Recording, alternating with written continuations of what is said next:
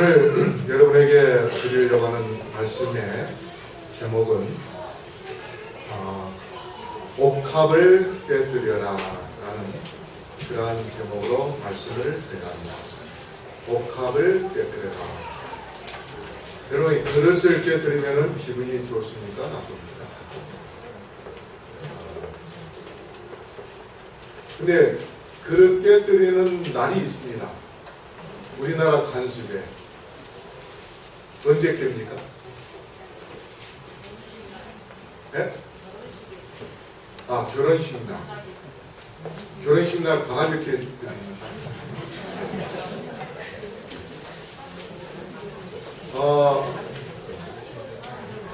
그 이사 가는 날이요. 옛날에 어떤 집은 그릇을 놓고 그릇을 깨고 가더라고요. 네, 이사 가는 날. 네. 그래서 그 집에 아버님들은 애군이라 하나요? 아버님이라 하나요? 그것은 다 놓고 이제 새로운 집에 가서 새로운 행복을 누리기 위해서 그렇게 하는 관습들이 있습니다. 옥합을 깨뜨려라. 우리 마가복음 14장 3절로 8절 말씀을 우리 다 같이 읽어볼까요? 시작. 예수께서 베다니 문둥이 시몬의 집에서 식사하실 때에 한 여자가 매우 값진 향유 곧 순전한 나드 한 옥합을 가지고 와서 그 옥합을 깨뜨리고 예수의 머리에 부으니 어떤 사람들이 분내어 서로 말하되 무슨 의사로 이 향유를 허비하였는가? 이 향유를 300데나리온 이상에 팔아 가난한 자들에게 줄 수 있었겠도다 하며 그 여자를 책망하는지라. 예수께서 가라사대 가만두어라. 너희가 어찌하여 저를 괴롭게 하느냐? 저가 내게 좋은 일을 하였느니라. 가난한 자들은 항상 너희와 함께 있으니 아무데라도 원하는 대로 놓을 수 있거니와 나는 너희와 항상 함께 있지 아니하리라. 저가 힘을 다하여 내 몸에 향유를 부어 내 장사를 미리 준비하였느니라. 여기 보면 마리아의 헌신이 장면이 나옵니다. 마리아가 예수님께 향하는 헌신적인 그런 사랑의 행동을 뭘로 표현했습니까? 향유를 부어서 표현을 했습니다. 그런데 그 향유를 붓기 전에 먼저 취해야 할 태도가 있습니다. 그게 무엇입니까? 그는 과감하게 그 행동을 취함으로 인해서 예수님의 머리에 향유를 붓고 그 다음에 예수님께서 두고두고 그녀를 기념하라고 그렇게 말씀하시는 그러한 기념될 만한 사건, 바로 이곳에 그러한 사건이 있습니다. 먼저 이 향유를 붓게 된 때가 언제였는가? 바로 예수님이 이제 마지막 순환 기간 동안에 예루살렘 입성하시기 바로 전날 예수께서 예루살렘 성에 들어오시기 전에 베다니에 가서 향유를 부은 그러한 일이 있습니다. 그러고 난 다음에 예루살렘 입성했고 그 다음에 유월절을 지키고 그리고 예수님이 십자가에 달려 돌아가십니다. 그러면 어디에서 부었는가? 어디에서 부었는가면 14장 3절 본문에 예수께서 베다니 문둥이 시몬의 집에서 식사하실 때에 그렇게 말씀하십니다. 그래서 베단이라는 그러한 마을에서 이 향유를 붙는 그러한 일이 있습니다. 여기 보면 문둥이 시몬, 문둥이 시몬이라고 합니다. 이 문둥이 시몬은 이미 전에 문둥병에 걸렸지만 예수님께서 치료해 주셨다. 그래서 감사해서 예수님을 자기 집에 초대해가지고 식사를 대접하는 그러한 일이 바로 이 시몬의 집에서 있게 되는데, 이 시몬은 바리새인입니다. 그 당시에 예수님을 가장 앞장서서 미워하고 권한을 주고 그 다음에 죽이려고 애쓰는 사람 중에 이 바리새파, 이 사람들입니다. 그런데 그 시몬이 예수님을 자기 집으로 초대했습니다. 근데 그 베단이라는 곳은 고난의 집, 그리고 가난의 집이라는 그러한 뜻이 있습니다. 다시 말해서 그 동네는 환자들이 많이 모였는데 문둥병자도 있고 그 다음에 안진뱅이, 그리고 또 이제 그들이 환자이기 때문에 돈벌이가 제대로 안 돼서 가난한 그러한 사람들이 모여 사는 그런 곳입니다. 그래서 이름을 지어서 그 마을이 베다니, 벳은 히브리어로 집이란 뜻이죠. 그런데 베다니, 고난의 집, 벳을 하면은 하나님의 집, 그렇게 하듯이. 근데 여기 보면 마리아가 예수님의 말씀을 듣고 있다가 갑자기 마음에 뜨거움이 느껴져서 자기가 평상시에 모아온 향유, 그 향유를 담은 옥합을 가져왔습니다. 그리고 그 옥합을 깨뜨립니다. 그러면 그 옥합은 뭘로 만드는가 하면 이스라엘 나라는 이 석회석이 많습니다. 그래서 흰 석고로 만드는 그러한 병인데 단지같이 생겼습니다. 그곳에다가 나드라는 그러한 풀이 있는데 그것으로 만든 향유, 그 향유를 그 병에다가 담습니다. 그럼 그 병의 크기가 얼마나인가? 여기에 보시다시피 바카스병, 제가 바카스 홍보하러 나온 건 아닙니다. 바카스 병만 병보다는 약간 작은 그러한 용기인데 거기 한 100ml 정도 담을 수 있는 그러한 크기입니다. 근데 거기다가 향유를 붓고 나면 반드시 밀봉을 하게 되어 있어요. 여러분 이 자동차 그 안에다가 하는 방향제 사면은 밀봉돼서 나옵니까? 그냥 뜯어져 있는 상태에서 나옵니까? 밀봉돼서 나와요. 왜냐하면 밀봉을 안 시키면 그 안에 있는 향유 거기에 고체지만은 그것이 바람에 의해서 다 날아가 버립니다. 그렇기 때문에 향유를 보존을 하기 위해서는 밀봉을 할 수밖에 없습니다.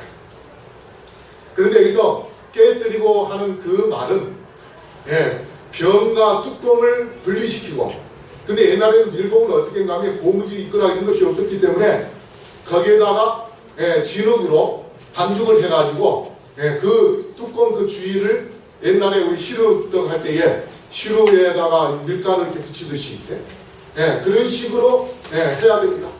그래서 그것을 깨뜨리면 뚜껑이 뭐예요? 열리게 되어 있습니다. 바로 이 깨뜨리고 하는 그 말이 뚜껑을 열기 위하여 거기 밀봉된 것을 깨뜨리는 것입니다. 자, 여기서 이제 가장 중요한 것은 바로 우리가 이 마리아가 옥합을 깨뜨렸다는 것. 이게 아주 중요한 것입니다. 만약에 옥합을 깨뜨리지 않았다면 그 속에 있는 향유, 그 향유는 뭐에 불과한가면 그저 석고 덩어리에 불과한 것입니다. 그러나 옥합을 깨뜨려서 뚜껑을 열므로 인하여 그 속에 있는 향유를 예수님께 부을 수 있는 것입니다. 그래서 예수님께 그것을 드리기 위하여, 값비싼 향유를 드리기 위하여 제일 먼저 취해야 될 것이 바로 옥합을 깨뜨리는 것입니다.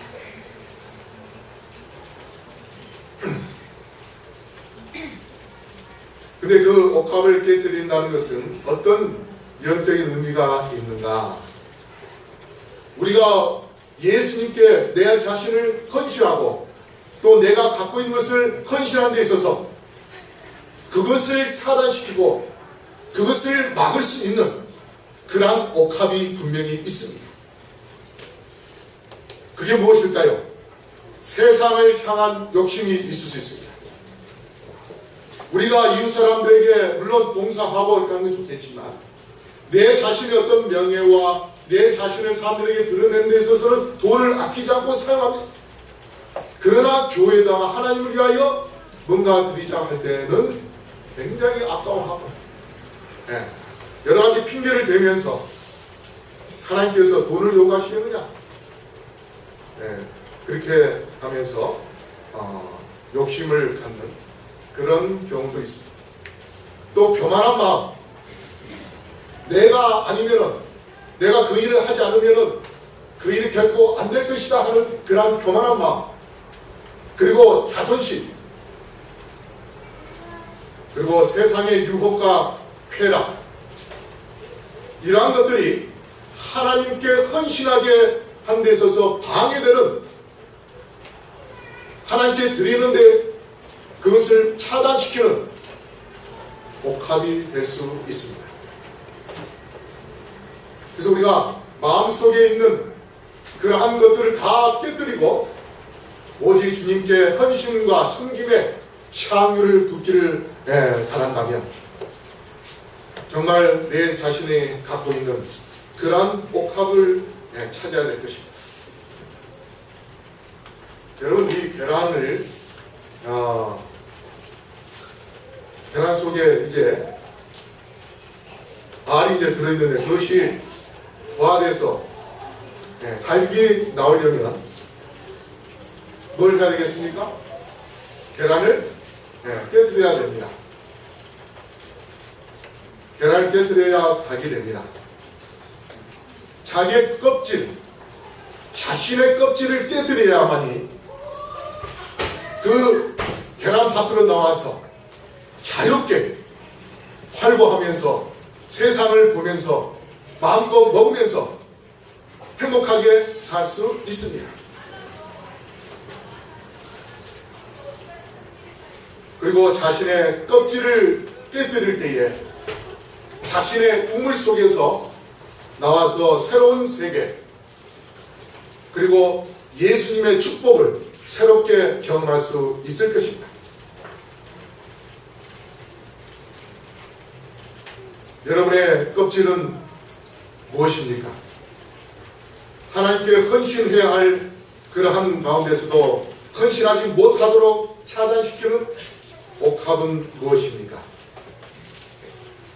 돈에 대한 욕심입니까? 아니면 시간이 없다고 핑계대는 것입니까? 아니면 멀쩡하자 하면 귀찮아서 게으른 습관 때문에, 아니면 교회에 대한 무관심 때문에, 아니면은 어떤 자존심 때문에 하나님께 헌신하지 못하는 그러한 옥합이 꼭 있지 않는데, 서인도 교회에서 헌금할 때에 몇 가지 원칙이 있답니다. 첫째는 모든 교우들이 그 헌금에 참여하는 것이고, 그 다음에 둘째는 자기 형편에 따라서 헌금을 하는 것이고, 그 다음에 세 번째는 헌금을 하되 기쁜 마음으로 하는 것입니다. 근데 한 부자 집사님이 있는데, 이 집사님이 헌금을 내러 왔습니다. 그때의 재정부원이 재물 집사님이겠죠. 헌금을 받지 않았습니다.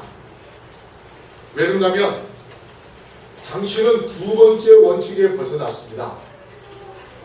두 번째 원칙이 뭔가 하면 자기의 형편에 맞춰서 그러니까 이 사람의 재정력을 볼 때에 100억을 아니요 100억 너무 많죠.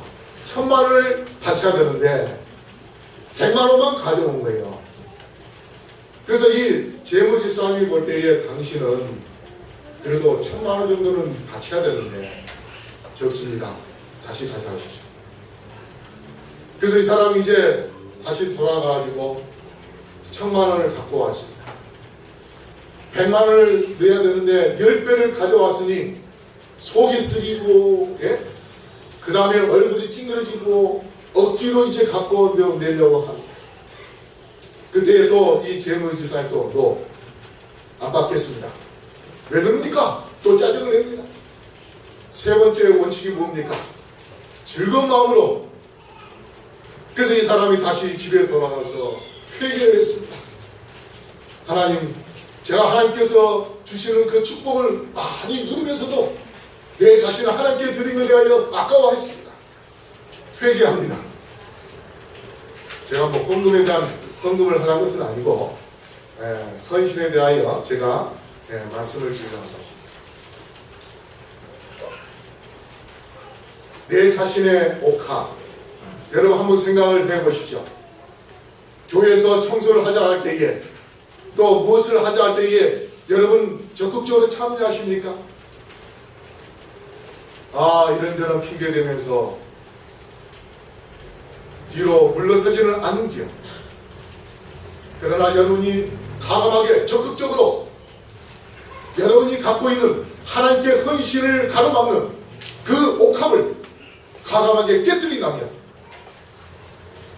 여러분은 하나님께 헌신을 통하여 하나님의 놀라운 축복을 또 기적을 경험하게 될 것입니다.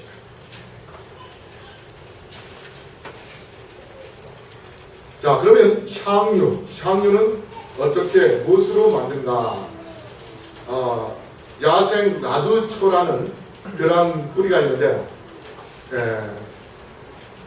이것은 주로 부탄이나 네팔 그리고 인도 그쪽에 많이 나는 그런 야생초입니다. 근데 그 뿌리로 만드는데 그 뿌리를 한 알음 정도 그것을 쪄가지고 거기서 나오는 게 한 방울에서 두 방울 정도 된답니다. 귀한 그 풀인데 거기에서 쪄가지고 한 방울에서 두 방울 정도 받아내니 얼마나 귀한 그런 기름입니까? 그런데다가 먼 나라에서 가져왔기 때문에 운반비며 또 간세며 그런 것을 100% 100ml 정도 꽉 채워서 가져왔을 때에 이게 300데나리온. 근데 그 나드초가 바로 이 풀입니다. 여러분 산에 가셔서 혹시 이걸 잘 기억하셨다가 이런 풀이 보이면은 열심히 뜯으십시오. 그러면 그 당시에 향유가 주로 어디에 쓰였냐면 부자들이 어떤 소유를 위하여 요새 돈의 가치가 떨어지니까 일본이 금을 사들이고 그렇게 하고 있습니다. 우리나라도 지금 금이 없어서 못 판답니다. 그리고 옛날에는 어머니가 딸을 시집 보내기 위하여 가보로 그렇게 그래서 이 결혼 지참금 어떤 동남아는 남자가 신부를 데리고 오게 하여 지참금을 갖다 줘야 되는데 옛날에는 신부가 지참금을 내려줬습니다. 왜냐하면 남자가 아주 귀하고 또 옛날에 남자만 사람 취급했습니다. 그래서 결혼을 하기 위하여 지참금으로 가져갔는데 그것이 이제 어느 정도 차면은 좀 돈 좀 있는 사람들은 결혼을 했다는 것입니다. 그뿐만 아니라 옛날에 샤워기도 없으니까 물도 얼마나 귀하겠습니까? 그 샤워도 뭐 제대로 했겠어요?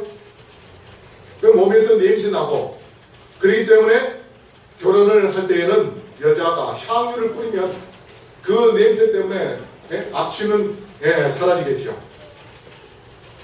또 다른 의미가 있습니다. 결혼식 날 신부가 신랑의 머리에다가 향유 한 방울을 떨어뜨립니다. 그것은 무엇을 의미하냐면 나의 신랑은 오직 당신뿐입니다 하는 그러한 의미로 그 한 방울을 떨어뜨린다고 합니다. 그리고 신랑이 이제 친한 그런 사람들을 초청을 하면, 이 신랑이 여보, 이 사람은 나하고 아주 친하고 나하고 아주 둘도 없는 그런 친구야. 그러면은 신부가 향유를 그 친구에게 또 한 방울 떨어뜨리면서 최고의 예우, 최고의 존경의 표시로 그렇게 한답니다. 그러다가 그 신랑이 먼저 죽으면 신랑의 시체에다가 향유를 발라줍니다.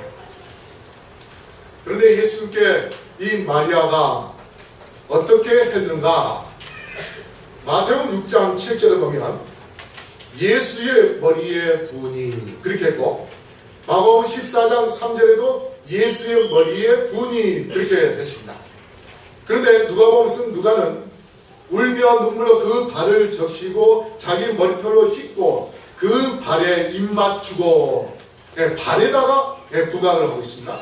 또 요한도 나드 한 근을 가져다가 예수의 발에 붓고 자기 머리털로 그 발을 씻으니, 마태와 마가는 예수님의 머리에다가 향유를 부었다고 했고, 그 다음에 누가와 요한은 예수님의 발에다가 향유를 부었고 발랐다 그렇게 이야기한 것을 보면, 마가와 마태는 예수님의 장례에 대하여 부각을 시킨 것이고, 누가와 요한은 예수의 여인의 순종과 헌신을 부각시킨 것입니다. 왜 그런가하면 발에다가 땀 난 것은 그 발냄새가 난 것입니다. 그리고 옛날에 발을 씻어주는 자는 그 사람의 종이 발을 씻어주게 됐어요. 자기의 주인을. 그래서 이 여인은 자기의 모든 것을 나의 주인 되시는 예수님께 드린다는 그러한 의미로 발을 씻어주었습니다. 그런데 머리에 부은 것은 또 어떤 의미가 있나? 메시아. 메시아의 의미가 뭡니까? 기름 부음을 받은 자. 헬라어는 뭐예요? 그리스도. 근데 시편 23편 5절에 우리 다시 한번 읽어볼까요? 시작. 주께서 내 원수의 목전에서 내게 상을 베푸시고 기름으로 내 머리에 바르셨으니 내 잔이 넘치나이다. 여기 시편, 목자의 시에도 기름을 어디다 발랐어요? 머리에다가 발랐습니다. 옛날에는 왕과 선지자와 제사장에게 임명할 때에 머리에다가 기름을 부었습니다. 그런데 예수님은 왕이시며 예수님은 선지자이시며 예수님은 제사장으로서 세 가지의 직분을 가지신 그러한 그리스도로서 메시아로서 그의 머리에 기름을 부었습니다.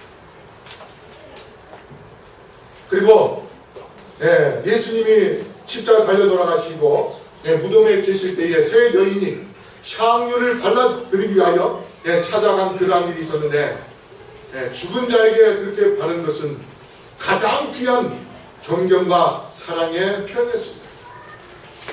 그러면 이것을 영적인 의미로 우리가 볼 때에 신부가 신랑에게 그 기름을 부은 것은 예수님은 나의 영원한 신랑이라는 것을 고백한 것이고, 그 다음에 예수님 내 인생의 최고의 귀한 부인이라는 것을 인정한 것이고, 그리고 예수님이 나의 대속물로 돌아가셔서 그래서 그분이 나를 구원하시는 그러한 분이시기 때문에, 그래서 그 여인이 예수님에게 그렇게 향유를 부음을 해요. 자신의 마음과 자신의 그러한 사랑과 자신의 헌신을 주님께 드리는 그러한 놀라운 일을 행하신 것입니다. 시대의 소망 559쪽에 이렇게 말씀하십니다. 구주의 시신에 아낌없이 부으려고 했었던 향기로운 선물을 그는 산 몸에 부은 것이다. 장사 때에 이 향기는 무덤에만 가득할 뿐이지만 지금 이 향기는 마리아의 믿음과 사랑의 보증으로서 예수의 마음을 기쁘게 하였다. 엊그저께 제 집사람하고 시골에 좀 갔다 왔습니다. 지난주 어버이날 못 갔다 왔기 때문에 근데 차 타고 다니면서 이야기를 한 게 뭐냐면 제 집사람이 언니가 엄마 돌아가시 전에 수의를 하자고 한다고. 아마 옆집에 누가 그런 옷 장사를 하는데 수의를 하자고 제안을 했던 것 같아요. 그래서 집사람이 뭐라냐면 돌아가시고 난 다음에 비싼 수의를 해주면 뭐 하는가? 살아계실 때에 싼 거라도 예쁜 옷이라도 하나 해드리는 것이 그게 뭐예요? 부모님에게 진정한 효인 것입니다. 물론 돌아가시고 난 다음에 해드리고 싶은 마음 그것도 효이긴 한데 살아계시면서 잘하면서 또 해주는 것도 더 좋기는 한데 돌아가시고 난 다음에 리무진 태우면 뭐합니까? 살아계실 때에 모시고 한 곳이라도 구경시켜드리고 행복하게 해드리는 것이 그게 뭐예요? 그게 바로 효잖아요. 효입니다. 제가 한 번에 외할아버지 묘에 이제 사촌들하고 같이 갔습니다. 그랬더니 한 형이 뭐라고 했냐면 절을 하고 난 다음에 할아버지 금년에 끝발 있게 해주십시오. 노름 좀 해야 되는데 끝발 있게 해달라고. 돌아가신 분에게 잘하려고 하는 이유가 뭡니까? 평상시에는 10만원, 20만원짜리 옷을 아까워하면서 돌아가실 때는 수백만원짜리도 안 갖고 하는 그 이유가 뭡니까? 살아계실 때는 그 부모님에게 주기 싫어서 그렇지만 돌아가시고 나면 그분이 제가 흥분했나요? 돌아가시고 난 다음에 잘해드리면 이제 그분이 얄밉긴 하지만 나한테 복을 줄 것이다. 결국은 뭡니까? 이기심 때문에 그런 거예요. 자기가 잘 살아보려고 돌아가신 그 할머니 자기 어머니한테 모든 짓을 다 해놓고 난 다음에 그래서 시대 소망에 이렇게 또 이야기합니다. 귀중한 선물들을 죽은 자를 위하여 가져오는 사람들이 있다. 그들은 차디차고 말없는 시체 주위에 둘러서서 꺼리낌 없이 사랑의 말들을 한다. 보지도 못하고 듣지도 못하는 사람에게 자비와 감사와 예찬 등의 말들을 아낌없이 쏟아 놓는다. 필요한 심령이 그것들을 매우 필요로 할 때에 귀가 들을 수 있고 마음이 느낄 수 있을 때에 이와 같은 말을 하였더라면 그 언행의 향기는 얼마나 값진 것이 되었을까. 죽은 뒤에 무엇을 하려고 위로하고 칭찬하려고 하기보다 살아있을 때에 우리의 이웃들에게 용기를 주고 우리의 이웃들의 손을 잡아서 하나님의 사랑을 나눠주는 그런 마음을 하는 것, 그것이 바로 아름다운 향기로운 그런 향기가 된 것입니다. 그래서 뭐라 합니까? 있을 때 잘해야죠. 노래할 때 있을 때 잘해야 됩니다. 그래야 그 사람에게 콩 한 조각이라도 주면 고맙다는 소리 듣죠. 돌아가시고 난 다음에 100만원, 1000만원짜리 옷을 해주면 그 사람이 그 부모님이 고맙다고 이야기할까요? 안 할까요? 축복을 줘요? 안 줘요? 안 줍니다.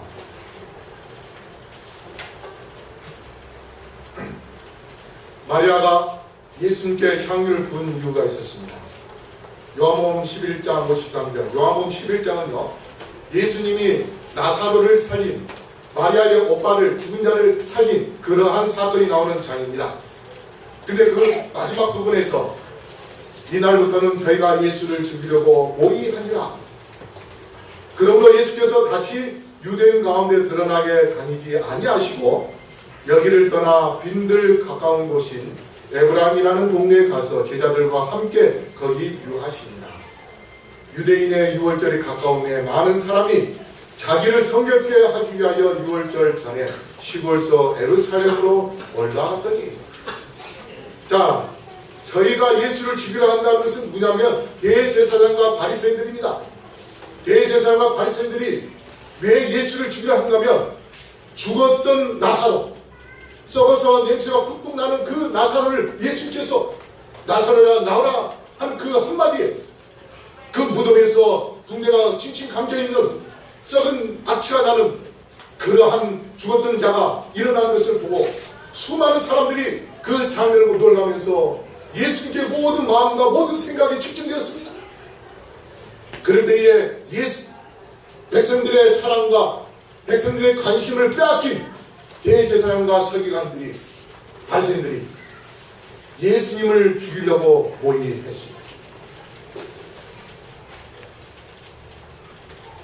그런데 마리아가 예수님께서 돌아가실 것을 어느 정도 알긴 했었지만 하이픈에 글에 보면 그가 그렇게 과감하게 행동을 취했던 것은 시대소망 559쪽에 성령께서 그를 위하여 계획하셨으며 그는 성령의 강권하심에 순종하였던 것뿐이다. 영감은 우리에게 아무런 이유도 알려주지 않으신다. 눈에 보이지 않는 존재가 정신과 마음에 말씀하시고 마음을 움직여서 행동하게 하신다. 이것이 이 일 자체의 명분을 세우는 주장이다. 마리아의 마음을 누가 움직였다고요? 성령이 움직였어요. 성령께서 감동할 때에 이 여인은 모든 것을 다 예수님께 드리는 그러한 헌신의 마음을 갖게 됐습니다. 그러므로 여러분, 교회에 나올 때에 정말 예수님을 만나는 경험, 그리고 성령을 만나는 그런 경험을 하게 되시기 바랍니다. 여러분이 성령에 의하여 행동을 취한다면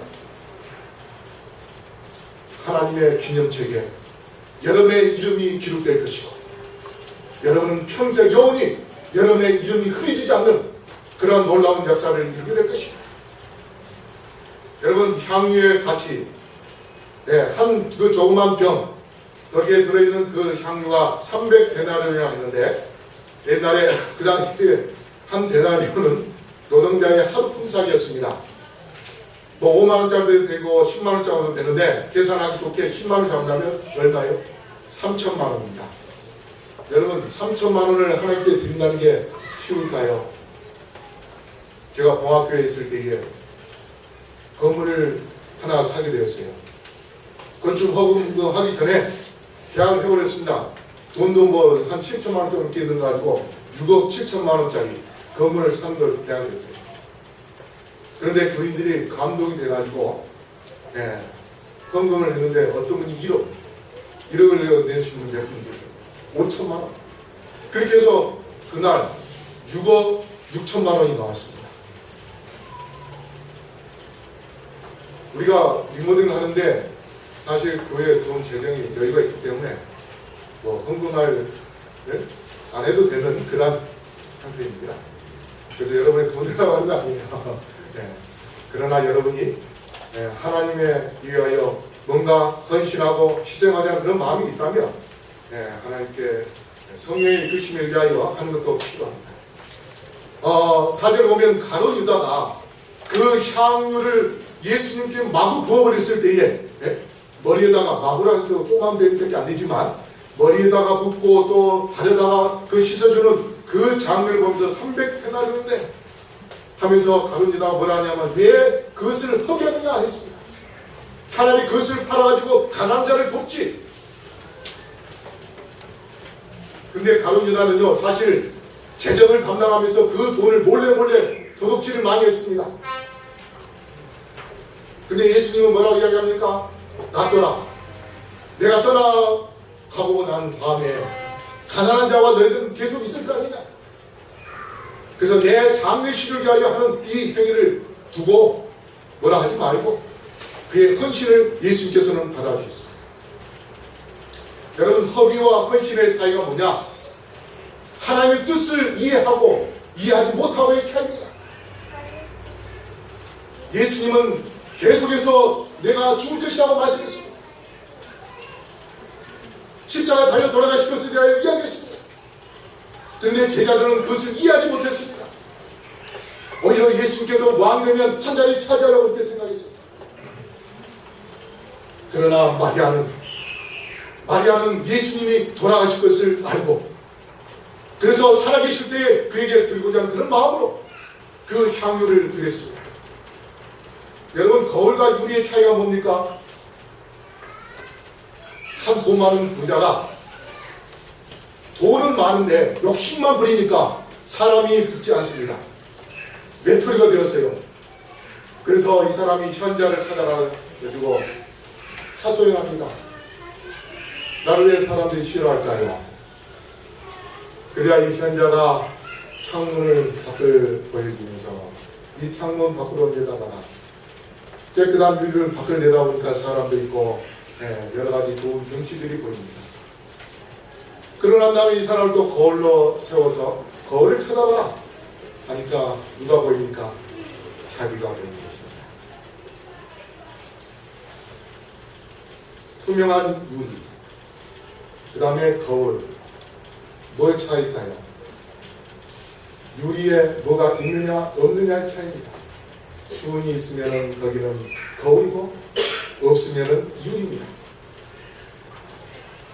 수은은 자신의 모습을 보여주었습니다. 그 유리 뒤에 있는 자신만을 위한 이기심, 하나님의 헌신을 가로막는 그러한 이기심, 그것이 자기 자신을 보여줬습니다. 허비와 헌신의 차이가 자신만을 생각하는 유다, 허비로 봤지만은 예수님을 위하여 예수님의 사랑을 알 예수님께서는 그를 헌신으로 봤습니다. 1798년도 영국의 에드워드 제너가 우드를 발견했습니다. 소금자입니다. 그 당시에 천연두에 한번 걸리면은 곰보가 생깁니다. 그래서 이 제너가 젖소를 통해서 천연두의 면역을 가진 그러한 우드를 발견했습니다.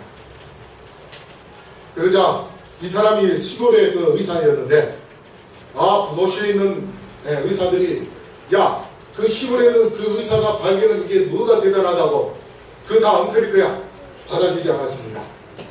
그래서 이 제너가 의사들을 모아놓고 아닙니다. 내가 한 사람을 두고 실험을 해봤는데 효과가 있었습니다. 한 사람? 그건 어쩌다가 재수 좋아서 이렇게 됐겠지. 또 실험을 했습니다. 23명에게 실험을 해가지고 좋은 결과가 있었습니다. 그러면서 뭐라고 이야기하면 태어난 지 10하루밖에 되지 않는 내 아들에게 그것을 실험했습니다. 그런데 그 아이가 낳았습니다. 그러자 그 도시에 있던 의사들이 그를 깔봤던 그 의사들이 자기의 아들을 헌신하는 희생시키는 그러한 마음으로 실험한 그 의사의 말을 듣고 아무 말을 하지 않았습니다.